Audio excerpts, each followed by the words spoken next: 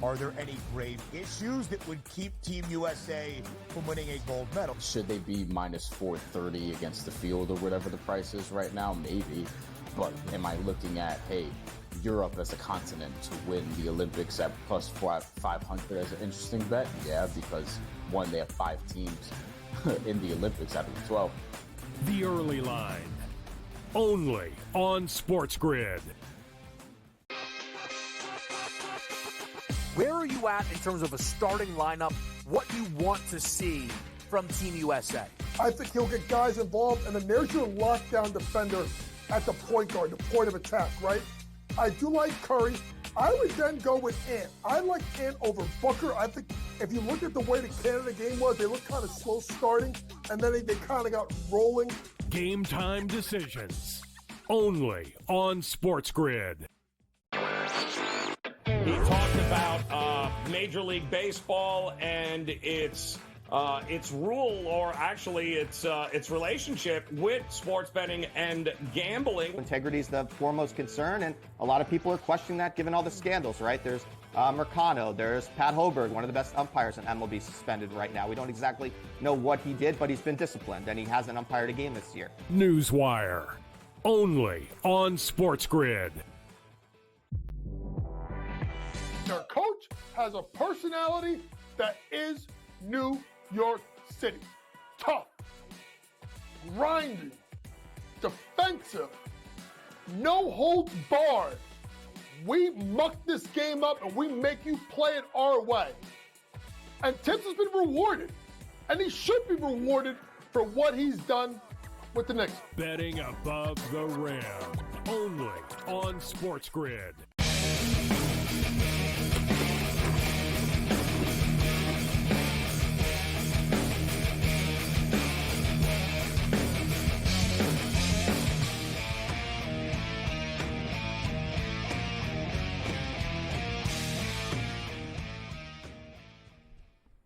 Monday Night Meltdown continues. We have a bunch of Olympic bets coming up for you in a couple of moments' time. We got George Kurtz in the house with us right now. The Major League Baseball trade deadline is tomorrow.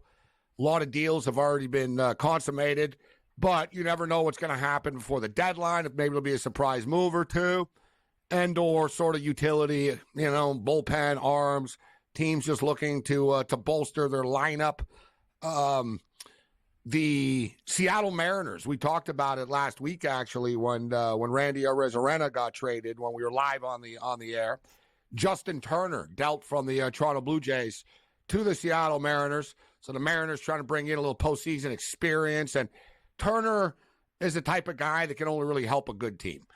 There's no point of having a Justin Turner on a bad team unless, you want him to teach people, how to be a big leaguer. I get it, but he's a type. But it's true. Awesome. Like, he's a good vet to lean on, but he's the type of guy that can help a baseball team that's trying to compete for a playoff spot. And the Houston Astros get Kikuchi, who we talked about a lot. I'm not surprised Kikuchi eventually got dealt. Let's bring in George Kurtz right now. Jazz Chisholm hit his first home run as a New York Yankee this evening.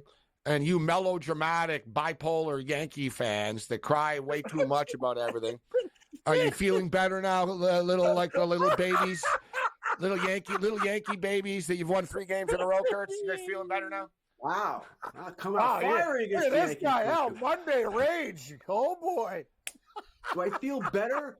Now I like the Chisholm deal. I do, but I like it more for the future because the Yankees have control of him for 2 more years after this. All right, now, he played a good third base tonight. I don't know if he can still play third base, but he's never played third base at the professional level before, but he looked good tonight. He looked like a third baseman. So that was my biggest worry there, because if he can't play third, well, then who's not playing? You're taking Verdugo out of the line, you're taking Torres out of the line, and then LeMahieu or Cabrera still has to play third base. But he looked good at third tonight. If he can continue to play third, then this is a major upgrade for the Yankees, even this season. So good to see so far, but they can't be done. All right, you still need a starting pitcher, and you need massive bullpen help here. And let's face it, first base wouldn't be the worst thing on the planet either here. We are here on the Yankees. We're in on Flaherty, that they were close. Maybe it happened. Maybe it will happen. Maybe it's off now. But we've heard that the Yankees, if they get Flaherty, will then trade Nestor Cortez, and I wonder what that will bring. I have to think it's bullpen help. And the Baltimore Orioles have been pretty quiet and struggling as well. They won the earlier first leg of the doubleheader today, but are losing this game right now. And that was the one good thing for the Yankees during that losing streak and during that horrible sort of 3-week run there, George, that the Baltimore Orioles, we talked about it. The Orioles have been playing 500, sub-500 baseball for like nearly 2 months now, actually. They came out hot. They did their thing, but it's been about 6 weeks of them. I remember in the last month, like I said, I don't know, they're a 500 team right now, George, basically, the Orioles.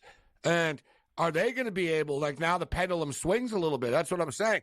The season's long. That's why I don't panic as a Dodger fan when they lose a couple of games and flip out, because we know it's all about October anyways. But it seems like the pendulum is swinging a bit in the American League East right now, Kurtz, with Baltimore in quicksand. And the Yankees sort of getting out of that quicksand right now. Yeah, the three of us have talked about it before, right? If not for the Yankees playing so atrocious, we would have been all over Baltimore because they were bad. All right, they're making mistakes that shouldn't be made here.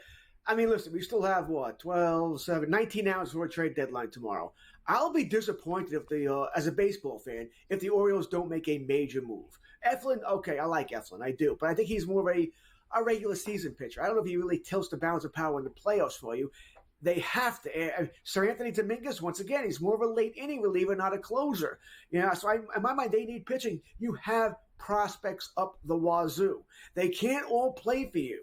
Go out there and get Crochet, unless you really think he's not going to pitch in the playoffs for you. Go get Blake Snell. All right, you got new ownership now, right? They can go out and spend some money here. I will be, as a baseball fan, I'll be disappointed if the Orioles, if they're done. If they don't make a major move in the next 19 hours.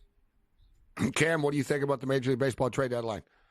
I think I think the Orioles are going to make a move, but George, even despite new ownership, this organization has a reputation for being tight. I think they should have done more. It's a great opportunity for this team. You see it, like they showed their inexperience, Gabe, when you took the Rangers last year in the playoffs. It's one more year under your belt. You got Corbin Burns, you got bats on the team, but you do need another arm. I agree.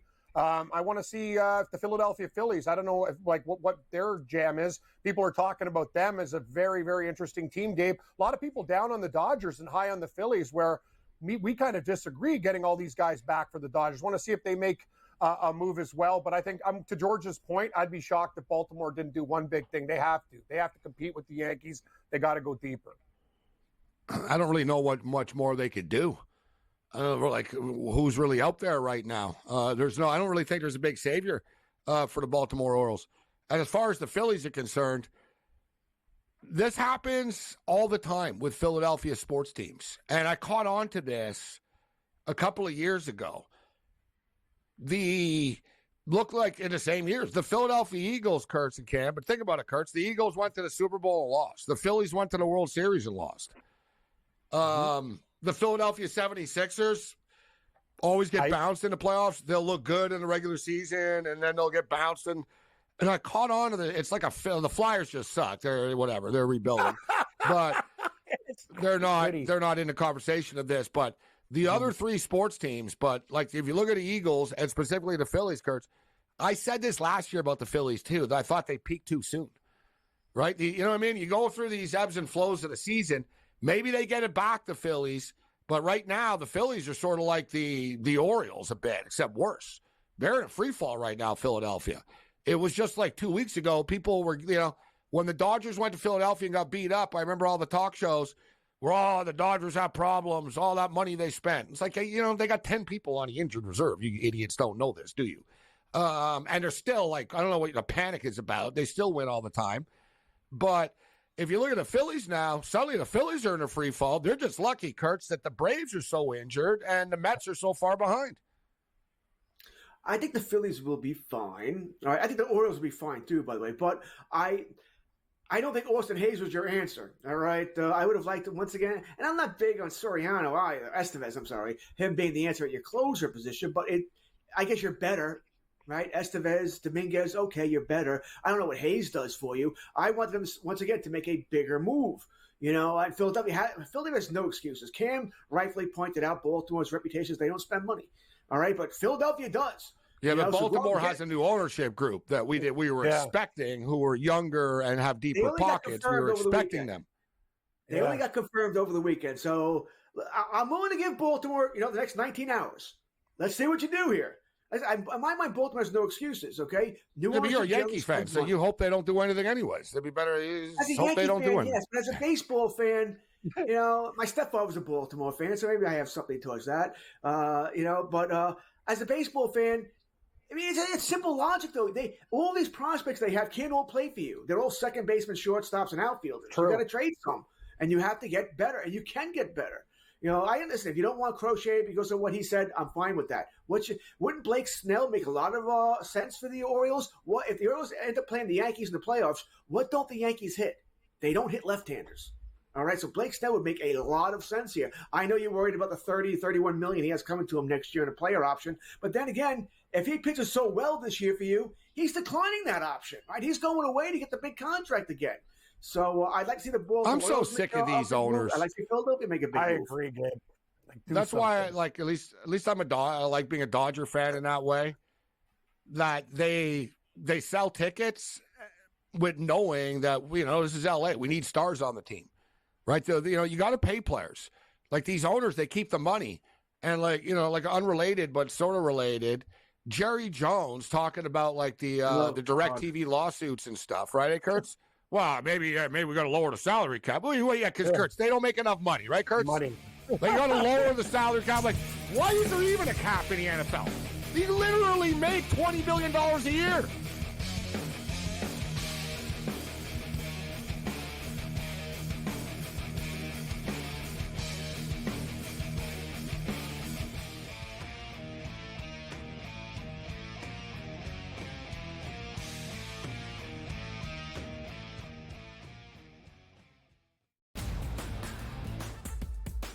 Are there any grave issues that would keep Team USA from winning a gold medal? Should they be minus 430 against the field or whatever the price is right now? Maybe. But am I looking at, hey, Europe as a continent to win the Olympics at plus 500 as an interesting bet? Yeah, because one, they have 5 teams in the Olympics out of the 12. The early line, only on SportsGrid. Where are you at in terms of a starting lineup, what you want to see from Team USA? I think he'll get guys involved, and then there's your lockdown defender at the point guard, the point of attack, right? I do like Curry. I would then go with Ant. I like Ant over Booker. I think if you look at the way the Canada game was, they looked kind of slow starting, and then they kind of got rolling. Game time decisions, only on SportsGrid. He talked about Major League Baseball and its rule, or actually its relationship with sports betting and gambling. Integrity is the foremost concern, and a lot of people are questioning that given all the scandals, right? There's Mercano, there's Pat Hoberg, one of the best umpires in MLB, suspended right now. We don't exactly know what he did, but he's been disciplined, and he hasn't umpired a game this year. Newswire, only on SportsGrid. Their coach has a personality that is New York City. Tough, grinding, defensive, no holds barred. We muck this game up and we make you play it our way. And Tips has been rewarded, and he should be rewarded for what he's done with the Knicks. Betting above the rim, only on SportsGrid.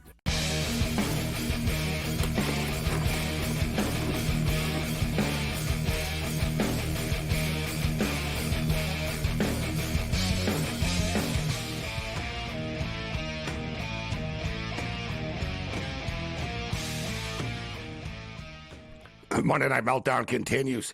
This is SportsRage. So the countdown to the Major League Baseball trade deadline is on. The Los Angeles Dodgers sort of adding just sort of some little pieces, add to their bullpen. Michael Kopech from the Chicago White Sox.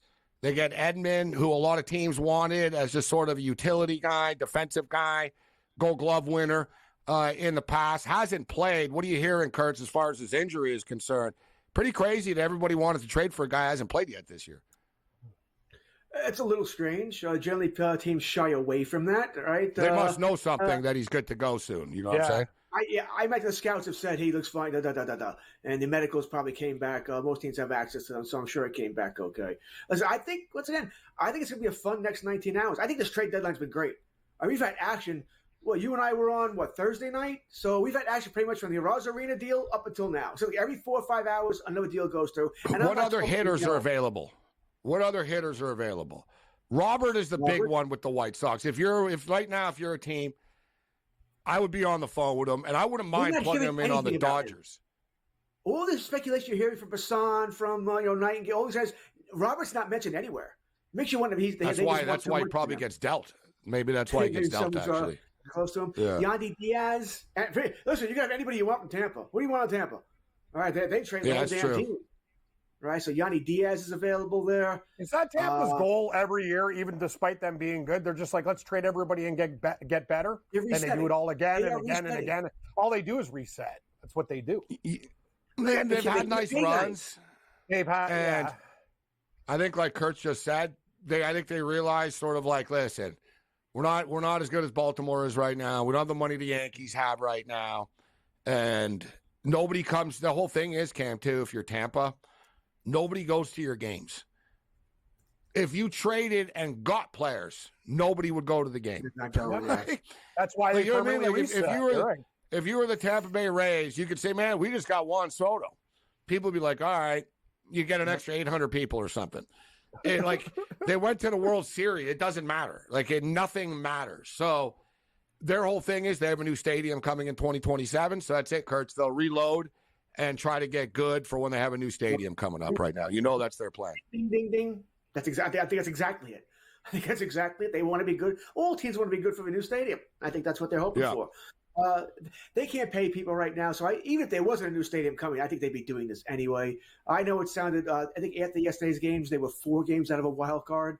So it was like, oh, what are you doing here? But I think they realized that they have always treated themselves different than other teams, right? There was a stat that I think only one player has, I think that's currently on the roster, I forget how it was situated, has played one game past 8 seasons for them. They don't keep you past when they have to pay you as a free agent. You're gone. All right, they just can't do it, so they move on here. My only problem with what the Rays have done, by the way, is that for the most part, I think they've taken quantity over quality. They haven't gotten too many. For the players they've traded, I would have thought they could have done better. Yeah, the Dodgers gave up their 23rd best prospect, and I think they're 17th and 23rd for this White Sox, this 3-way deal today, Kurtz. Not the White bad. Sox screwed. If you're the Dodgers, what do you care, bro, about your 17th and 23rd prospect? They're never going to play for you. The White Sox got to be honest, you see it, Cam and George. The top 5 prospects in the Dodgers have a hard time sticking. Dude, look at the Dodgers lineup. Even if you're a good prospect, who are you replacing? If you're a position player, unless you're a shortstop or a second baseman, Freddie Freeman's you know what I mean? He's the first baseman. You know what I'm saying? You got Mookie Betts, you got Freddie Freeman, you got Will Smith. There's not a lot of room. They're looking for one infielder, Kurtz, and one of these young outfielders. And it's hard, man, for a young player to be good at those positions. A lot of pressure on a young shortstop, man. To me, that's the thing. If I was a dog, they're hoping Lux can get going. Betts will come back. I know it sounds greedy, but you put Robert in that lineup, Kurtz, with Betts, Ohtani, Freeman, Will Smith, Teoscar Hernandez, and Luis Robert, then we got something going. We got something. Then we have something going. If I'm that's how I would sell it to the owner. I'd say, now we'll really have something going if we could do this. This guy's the best. You guys are already and another thing is, average. Another thing is, too, Juan Soto kind of wants to play for the Dodgers. We know it. He threw it out there about the Ohtani. Okay. I don't think the Dodgers are going to want to do it. I don't think the Dodgers, as rich as the Dodgers are, you know what I mean, Kurtz? They can't take on another $600 million contract. No. I'd be shocked if they did. Ohtani so Robert at least would be a lot cheaper. He's playing in New York next year. I don't know if it's the Queens or the Bronx. Soto, I'm sorry. It's either Queens or if Cohen. Somebody might come at him with a lot of money, bro. That's Cohen. That's the problem. It's Cohen. He might do something silly like give him $700 million like Ohtani got. It wouldn't shock me at all. He's proven. I'm hearing he wants $650. I'm not his agent, but that's what's out there. $650, 10 years, $65 million a year. That's his starting point. I think I think he might get his 650, but it won't be 10 years. It'll be 13, 14, like Harper. Yeah, did. they'll squeeze. It'll be Yeah, 13, they'll squeeze 14 it. years just to make sure it's over the entire contract. Because remember, Just so you Cam, can say, he well, turned you're down getting years ago. $2 million a year. Even the Nationals, like that's a lot of money for the Nationals. They offered him like $420 They million did. Yeah, for them, 10 that's a years. lot. They're like, all right, we'll give you, 420. Yep. He's like, no, we'll see what happens. San Diego, he was like, no, I want to see what happens. Now New York, you see, well, let's see what happens. He'll go to the highest bidder, point blank. Like Soto, I think if a winning team offers the same amount of money, he might choose it, but I think point blank, Soto is just sort of an assassin and a mercenary. I don't think Hal's going to do it. He's also already won before too. So like he was young and stuff, but so he doesn't need that ring, George. And like, you know what I mean? It's like whatever. I've already won. I was a kid. Let me throw this to you. I can see Hal using the Chisholm trade as an excuse to not sign Soto. Well, we got Chisholm. We can put him in center field. We got Judge for right field. We got Dominguez, right? The Martian. He'll play left. And we got this kid Spencer Jones is going to come up. There's no room for Soto. Why should I pay this guy? Do you think that Steinbrenner's going to want to pay $600 million? I don't think he's going to do it. No. I don't think he's going to do it. And I think Steinbrenner secretly hopes that it's some crazy number and someone pays it. Because I don't even think he wants to do $50 million a year for him. I don't think he wants to be on the hook for $500 million. It'll save his butt. He doesn't want to spend. You're right. Somebody offers large, he's off the hook. And the problem is, you're going to make someone a higher paid player than Aaron Judge, too?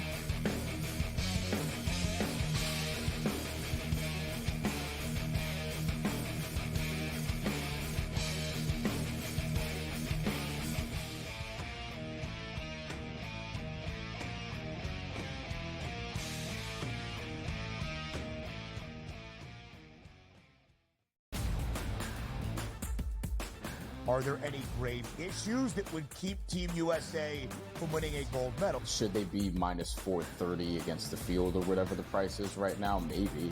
But am I looking at, hey, Europe as a continent to win the Olympics at plus 500 as an interesting bet? Yeah, because one, they have 5 teams in the Olympics out of the 12.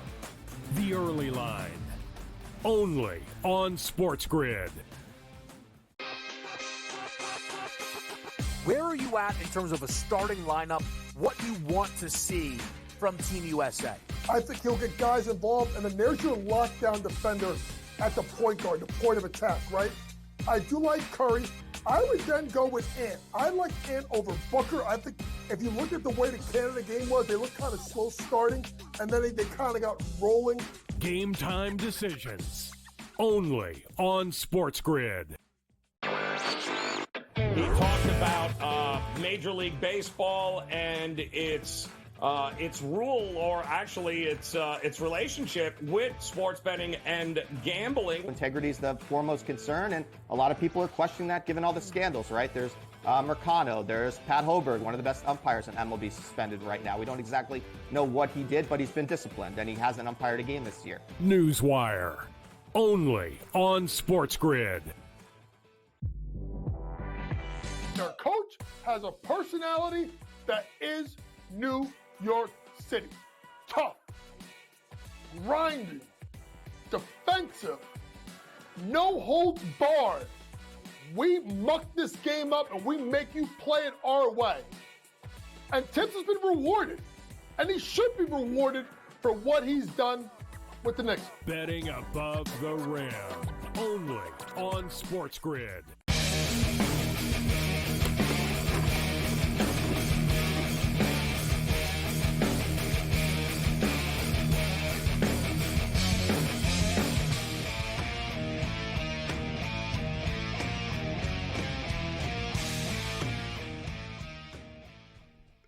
They have no pitch. George, they have no pitching. Kurtz, that's going to be on your tombstone. Right? They have no pitching. My tweet thing.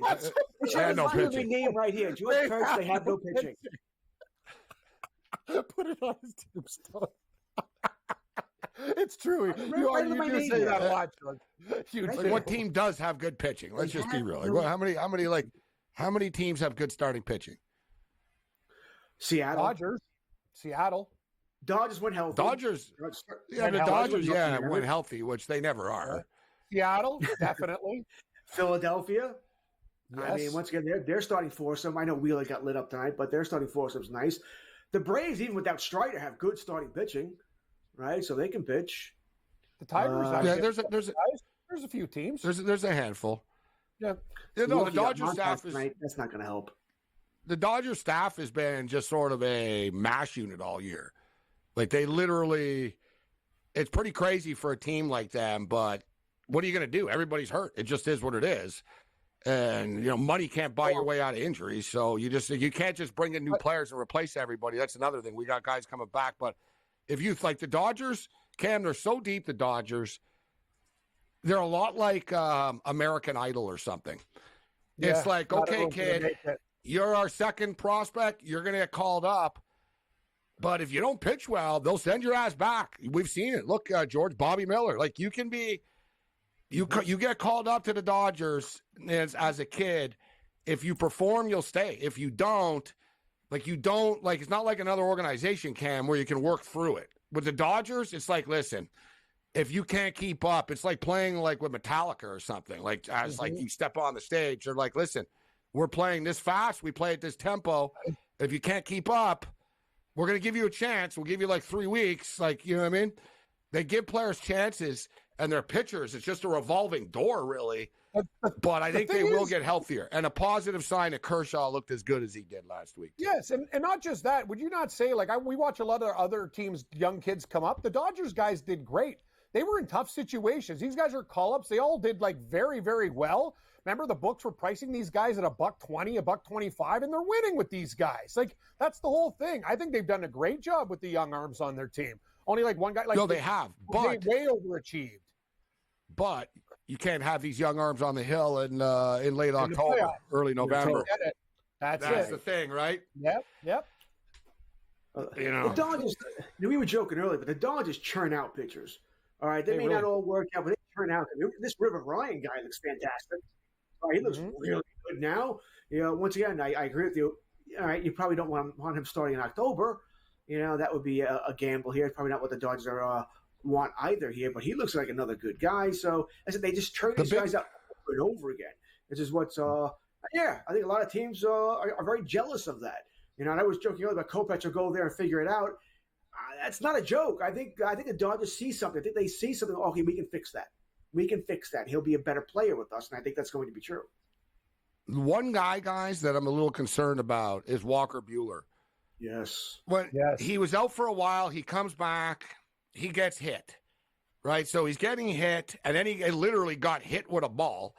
And it was kind of weird, and I knew that it was kind of a cover-up at the time. I brought it up, Kurtz, that, he got hit with a ball, but you're not out because you got hit by a ball for another 6 weeks, bro, or 4 weeks. You know what I'm saying? They were like, whoa. We called him up, and he's getting lit up. We got to, let's reset this thing. They're resetting it. I saw over the weekend, dude, in A-ball, he gave up 4 runs this weekend. 4 innings, 4 runs. He got hit there. He's just not coming out of this, Kurtz, man. You know what I mean? We're running out of time, too, where we could trust him. He's just not, coming back to form. Not everyone. I mean, Tommy John surgery is successful, right? It was successful for him, but not everyone returns from it right away. Usually you return and you throw just as hard as you ever did, but your control may not quite be there. His velocity hasn't returned. He's a couple of miles short there. His control is all over the place, and I'm starting to think that I think he'll be fine long term, but it might be next year. He might need a full off season to recuperate and build things back here. And I like Walker Buehler. I'm a fantasy player. He's on all my fantasy teams. So this is very disappointing to me because I was hoping he'd come back and be Walker Buehler again, that ace starting pitcher. But I am starting to think now this is going to be a next year thing, not this year. Yeah, it's just too much to ask. This is high intensity stuff. It's sort of the calm before the storm. But I think that they'll be fine, but we'll see what the Dodgers do. They're working the phones right now. And if there's a starting pitcher, I wouldn't be opposed to it either. You can never have too much starting pitching, as they say, right? All right, we'll talk a little NFL. We got some Olympic bets for you on the other side.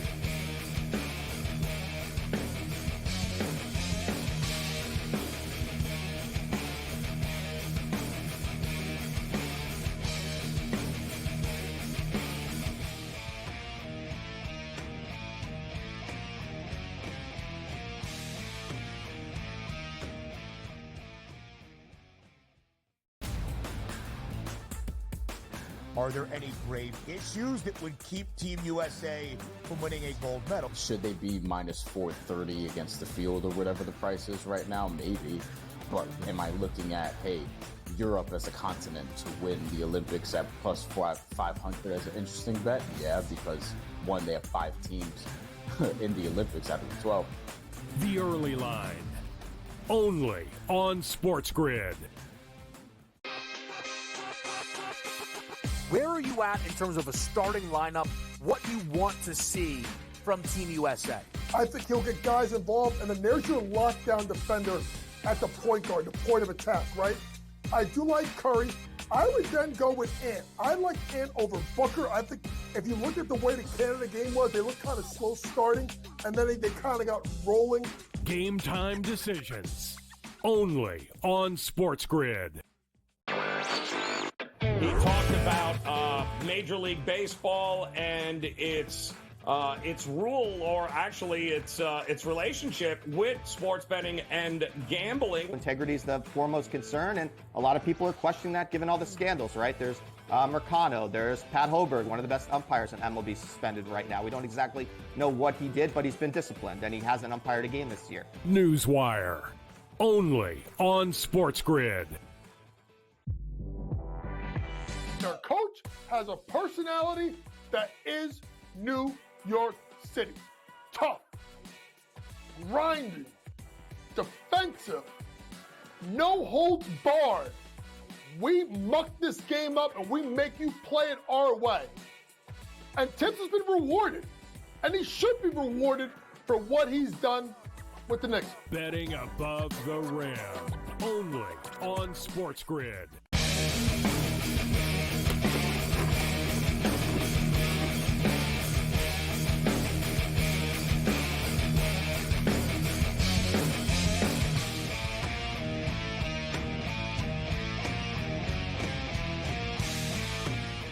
We've got a full slate of Olympic basketball bets and more we've got to get to in a couple of minutes here. Sirius XM Channel 159. This is SportsRage. I'm Gabriel Morency. We'll get Kurtz out here in a couple of minutes and get to the Olympic bets. But, Kurtz, before we let you go, the NFL returns on Thursday night. Preseason football begins, and Caleb Williams and the Chicago Bears take on the Houston Texans. A lot of hype about the Texans this year. A lot of hype about the Chicago Bears. The Bears right now, 1.5-point favorites, over under 32. The wait is officially over, Kurtz. The NFL is back in about 3 days' time. Yeah, it's always good to have the NFL back, right? And I'm that guy. Okay, looking forward to Thursday. I'll look forward to week 1 of preseason. I don't know if the Cowboys are playing, but I'll be watching the games here. And then after that, it's like, this sucks. Can we get to the regular season already? You know, I'll be watching all those, the NFL Network replays every game over and over again. Just keep it on all day and watch football. But it's bad football. It's I do it all the time, too. I'm all fired up all the time. And listen, we're CFL fans here, too. So we're watching CFL games. So it hasn't been football free. But it's always like, oh, this is awesome. The NFL is back. And then after about 7 minutes of the game, you're like, God, this game is bad. It's just by the time you get to the fourth quarter, it's like, oh my God, this is brutal. And it's going on and on and on, and the announcers are waxing poetic, but they're smart. They'll put up, and Sunday night, October 28th, we've got this game, and but the thing is, George, every marathon begins with a first step, George.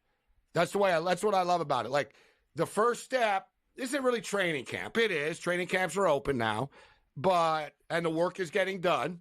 But for me, the first step is like, all right, it's like the first day of school type of thing. You know what I mean? What do they call it? Orientation. Like that first day you go, you're not going to class or anything. You're just going and seeing everybody. Like, hey, what's up, man? Good to see you again. Yeah, what's up? And, you sit there and they tell you, do not sell drugs in the parking lot of the high school. That is illegal. Yes. They go over the ground rules. Like in my neighborhood, that's what it was. Like before, they'd be like, it is illegal to do drugs on the property. It's illegal to do it was like this big. I was like, what, are we in prison or is this a school? Yeah. Right? Like they were there was these threats. We will call the police.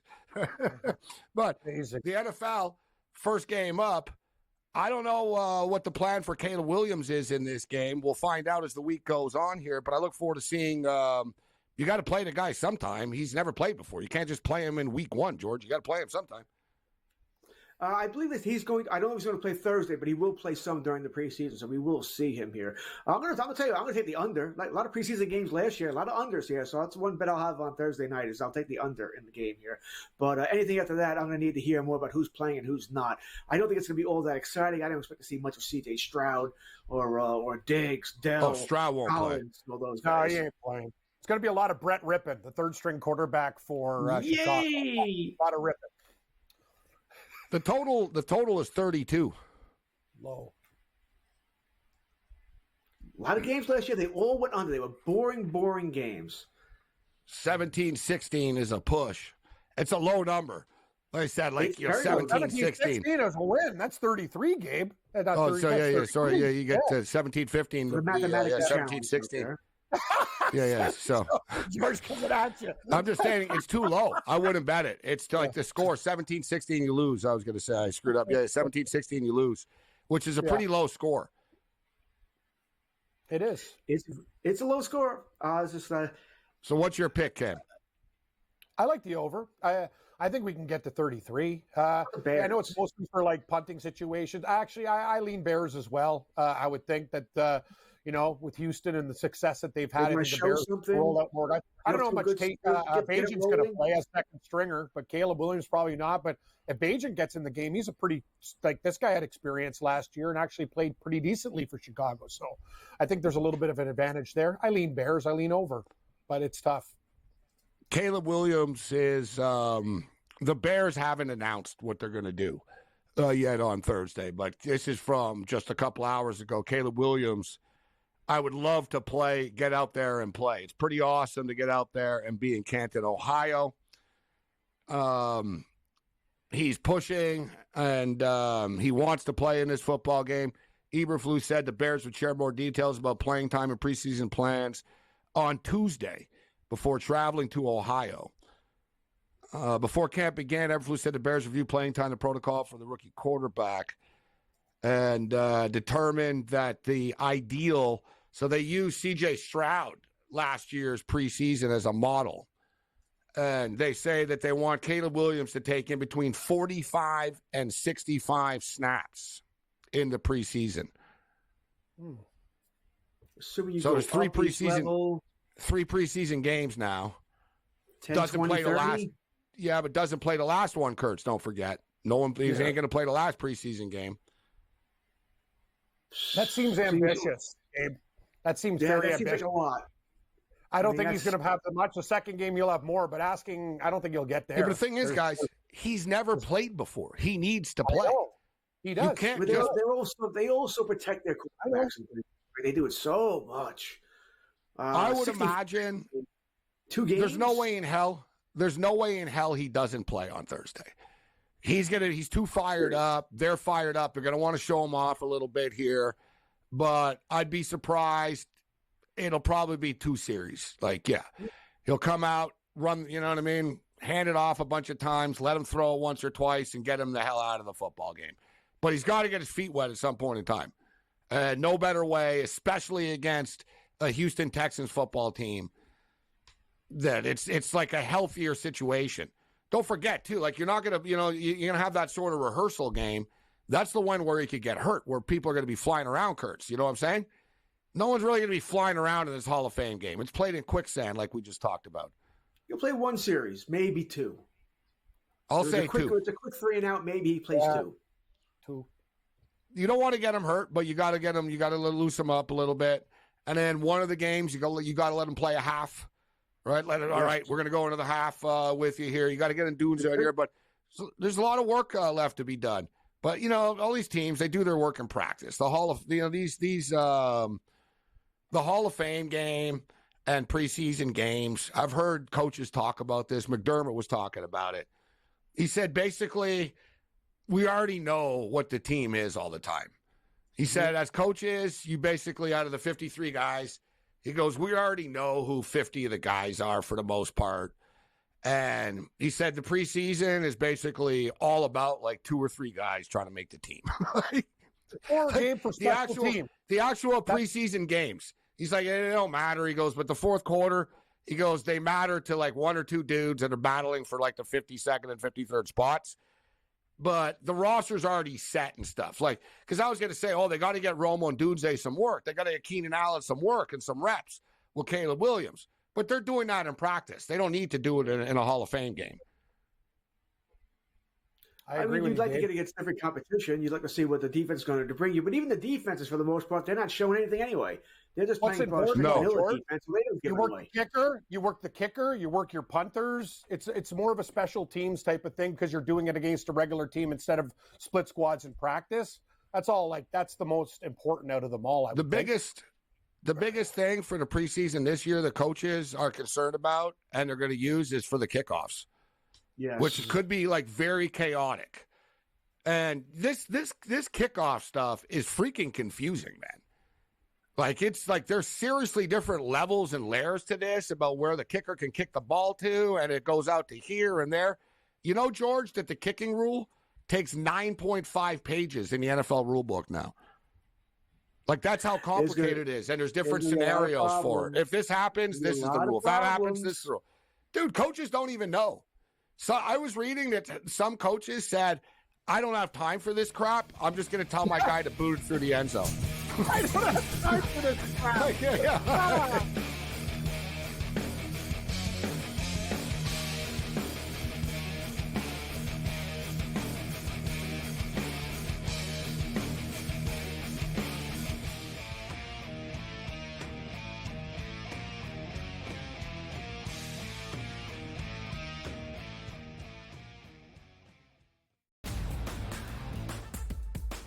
Are there any grave issues that would keep Team USA from winning a gold medal? Should they be minus 430 against the field or whatever the price is right now? Maybe. But am I looking at, hey, Europe as a continent to win the Olympics at plus 500 as an interesting bet? Yeah, because one, they have 5 teams in the Olympics out of the 12. The early line, only on SportsGrid. Where are you at in terms of a starting lineup? What you want to see from Team USA? I think he'll get guys involved, and then there's your lockdown defender at the point guard, the point of attack, right? I do like Curry. I would then go with Ant. I like Ant over Booker. I think if you look at the way the Canada game was, they looked kind of slow starting, and then they kind of got rolling. Game time decisions, only on SportsGrid. He talked about Major League Baseball and its rule, or actually its relationship with sports betting and gambling. Integrity is the foremost concern, and a lot of people are questioning that given all the scandals, right? There's Mercano, there's Pat Hoberg, one of the best umpires in MLB, suspended right now. We don't exactly know what he did, but he's been disciplined, and he hasn't umpired a game this year. Newswire, only on SportsGrid. Their coach has a personality that is New York City. Tough, grinding, defensive, no holds barred. We muck this game up and we make you play it our way.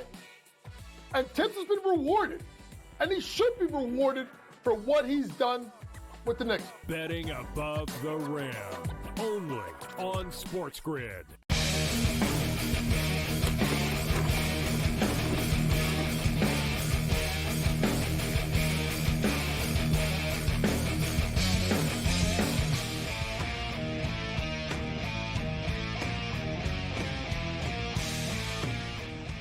Thanks to George Kurtz for joining us. And just as George leaves, we have another deal that just went down. Major League Baseball. Speaking of the Atlanta Braves, Alex Anthopoulos, one of the better general managers in Major League Baseball. The Braves, of course, have been decimated by injury this year, but they just keep battling this team, and they bring back Jorge Soler. The Braves are finalized a deal to bring back Jorge Soler from the San Francisco Giants. Of course, Soler was an MVP with them and was super clutch for the Atlanta Braves. So big-time deal there. The Atlanta Braves aren't done. And I was saying earlier, I don't know who else could be traded. And then, boom, Soler gets dealt. So I think Kurtz might have been right, actually, in stating that the next, 15, 16 hours or whatever could actually still be pretty crazy right now. So the Olympics continue, and Summer McIntosh won her first gold medal today, 17-year-old Canadian. She made her debut in 2020 at Tokyo as a 14-year-old. She finished in fourth place, which was amazing.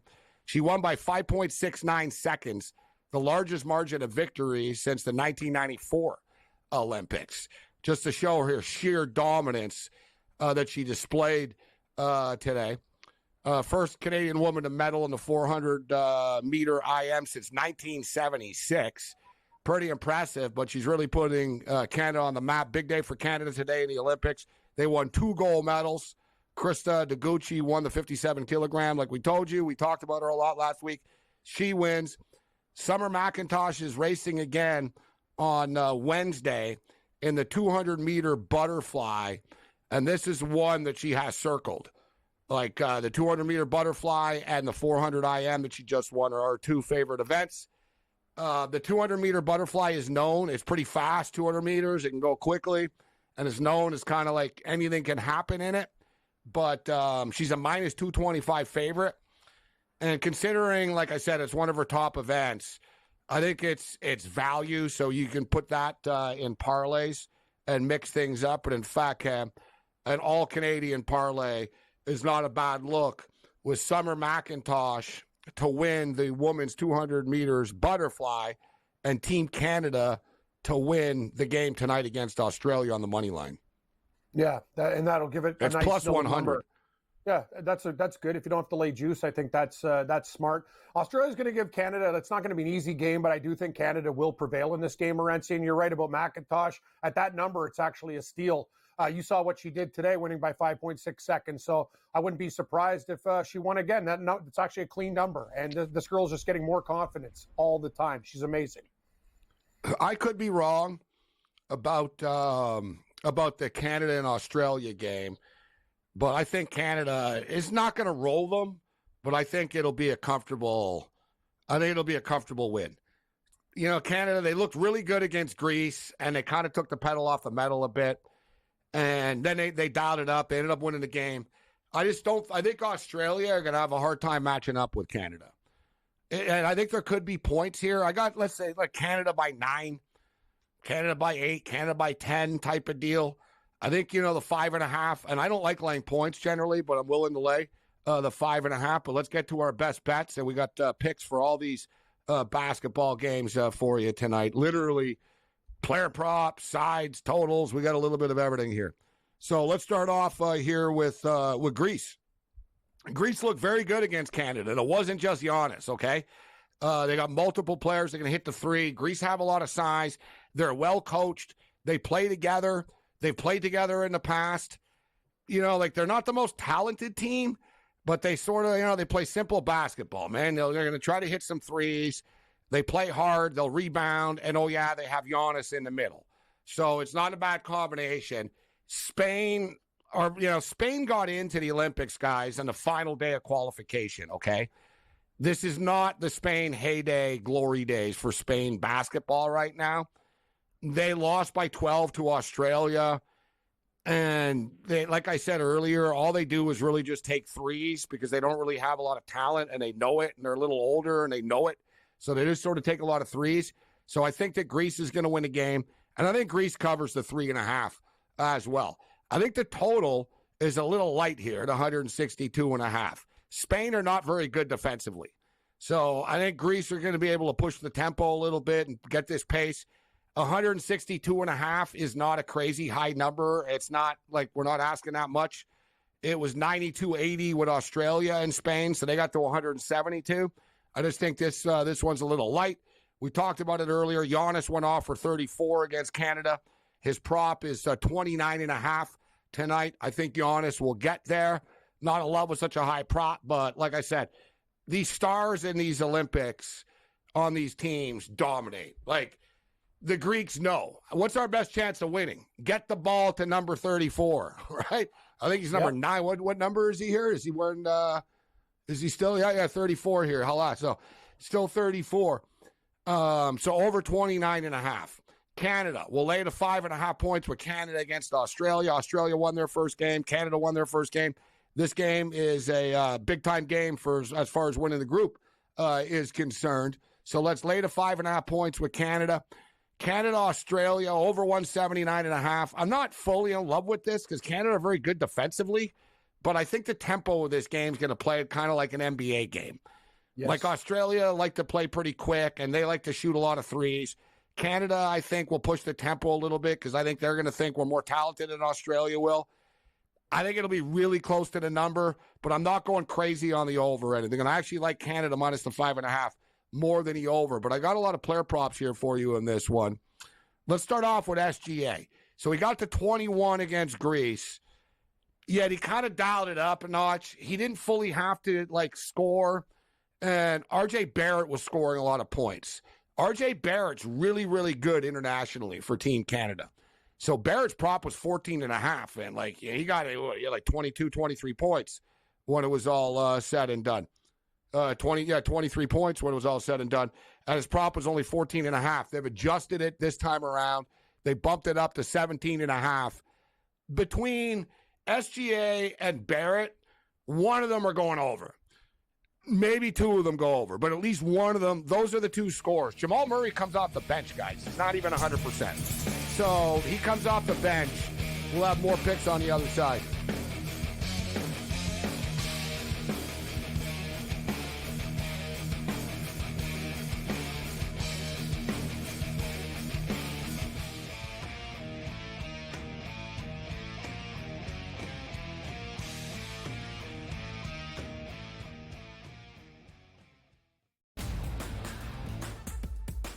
Are there any grave issues that would keep Team USA from winning a gold medal? Should they be minus 430 against the field or whatever the price is right now? Maybe.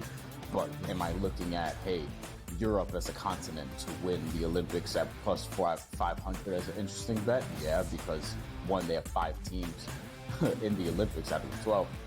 The early line, only on SportsGrid. Where are you at in terms of a starting lineup?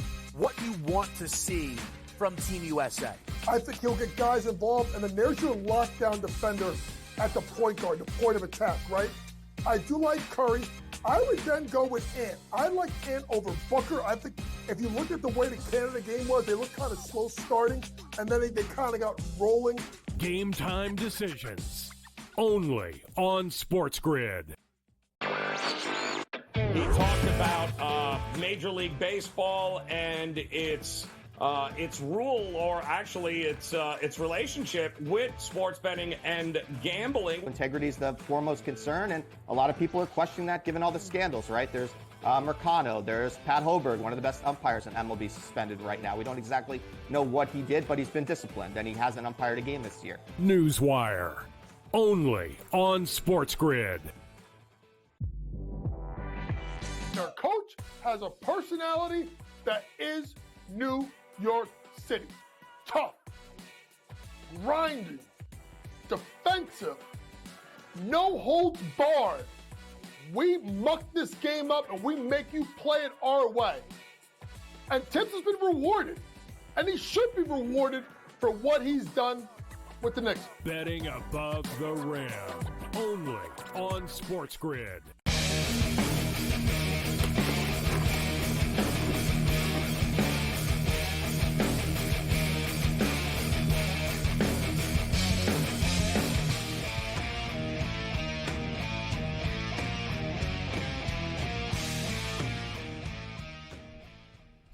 I'm looking here right now about the men's triathlon, and Alex Yee plus 110.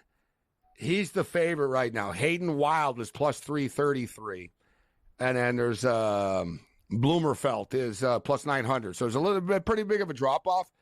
I guess this Alex Yee, I know about this because I was wanting to bet on almost every event, and I studied up on everything. Alex Yee is the favorite. He was the favorite coming into this thing. I remember he was like plus 300 or something, plus 275. But now, as the events are going on here, he's down to plus 110 right now. And I guess the thing with Alex Yee is he's known as not getting it done, kind of like in these big, massive events. Like, I read a lot of previews, triathlon stuff, and everyone was like, listen, Alex Yee's kind of the guy, but this happened at the World Championships or that happened at this place, that he's fallen short on the big stage before. But a lot of people thought that this was his time to shine. And he's plus 110 at this point. I'll take my shot here with Alex Yee to win the men's triathlon. And as far as the basketball, so we had the picks up here. The Team Canada game, we got a bunch of them. So SGA over 23.5. RJ Barrett had 23 in the first game. RGA had 21 in the first game. RJ Barrett over 17.5. Patty Mills.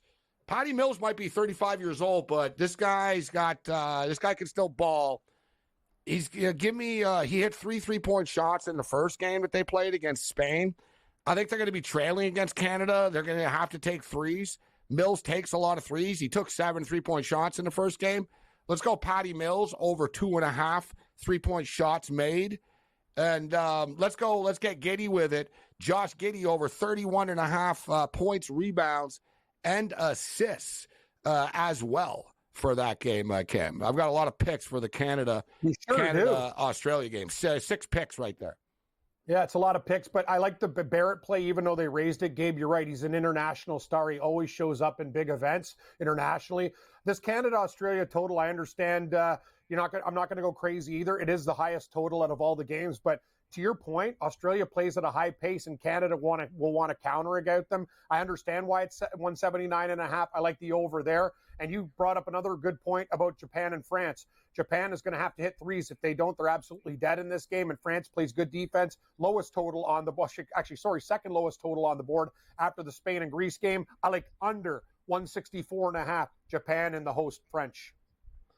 Yeah, we talked about that earlier. I think that Japan could have a hard time scoring against France. France are just so big with Gobert and Wembanyama on the floor together. Very difficult. Nicholas Batum popped a bunch of threes in their first game, and Batum's a sneaky shooter. Another player that kind of gets lost in the mix in the NBA, but when you put him on the international stage, he shines. I think it's too light, 8.5 points for Batum.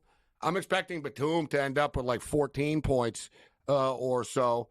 Rui Hachimura has been our guy, but I think the number's sharp. They got it up to 21.5. But let's go with Dennis Schroeder. All right, we hit our prop with Dennis Schroeder in the first game. I think it was 18.5, and he got to 19. Tonight it's 16.5.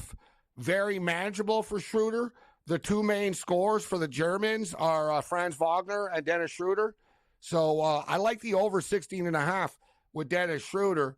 We talked about earlier massive upsets in the women's rugby sevens, guys. And we'll get back to my other Olympic picks after. I got some hammer throws and some swimming. I got it all. But Canada, Australia in the morning, 10 o'clock Eastern, 7 o'clock Pacific. Winner goes to the gold medal game. Canada versus Australia. Australia are 17.5-point favorites. And it should be noted that France were 19.5-point favorites today against Canada, and Canada beat them outright. Do they have another upset in them? Australia are really good. USA also into the semifinals. USA are also big-time underdogs. New Zealand are 18.5-point favorites against USA. This game is at 9:30 in the morning East Coast, 6:30 Pacific. And one thing, Cam, these rugby 7 games are incredibly fast. Like, they're really, really short. So, yeah, there's a chance that a team smokes the other team, but all it takes is a goal or two, and you're going to cover the point spread with the underdogs in rugby 7s. I've been watching a lot of it, and a lot of underdogs have covered. I got to tell you, though, New Zealand, I have futures on them, Gabe. I hate to say it. I think Australia's going to murder Canada. They destroyed Ireland today. So Australia are the real deal.